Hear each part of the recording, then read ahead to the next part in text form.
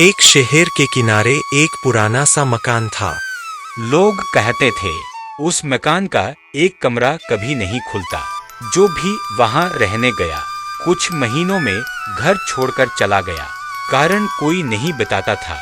एक दिन नील नाम का युवक उस घर में रहने आया। नील साधारण नहीं था। वह जिंदगी में कुछ बड़ा करना चाहता था, लेकिन बार बार असफल हो चुका था। मकान मालिक ने सिर्फ एक शर्त रखी, उस आखिरी कमरे का दरवाजा कभी मत खोलना। नील ने बिना सवाल किए हामी भर दी। पहली ही रात नील को किसी के चलने की आवाज आई। आवाज उसी आखिरी कमरे से आ रही थी। नील ने सोचा ये शायद वहम है, लेकिन हर रात वही आवाज, वही दस्तक, कभी हंसने की, कभी रोने की। नील की नींद उड़ गई।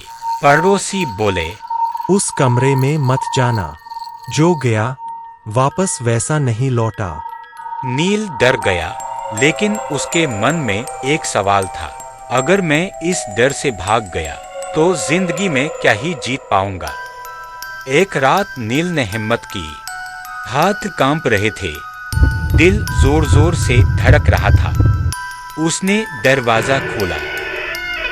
कमरे में कोई भूत नहीं था, कोई आदमी नहीं था, बस एक बड़ा सा आईना। आईने के सामने पुरानी डायरी, कुछ तस्वीरें और एक लिखा हुआ कागज।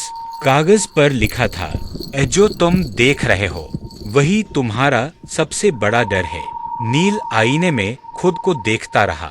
उसे याद आया, हर बार असफल होने पर वो खुद को दोष देता था, खुद से भागता था।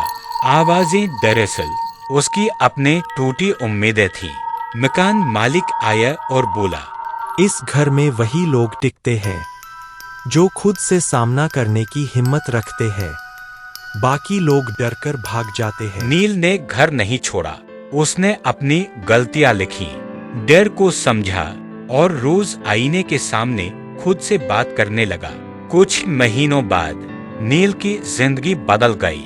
दोस्तों, हम सबके जीवन में एक आखिरी कमरा होता है जहां हम अपने डर छुपाते हैं। जो उस कमरे का दरवाजा खोल लेता है वही जिंदगी में आगे बढ़ता है।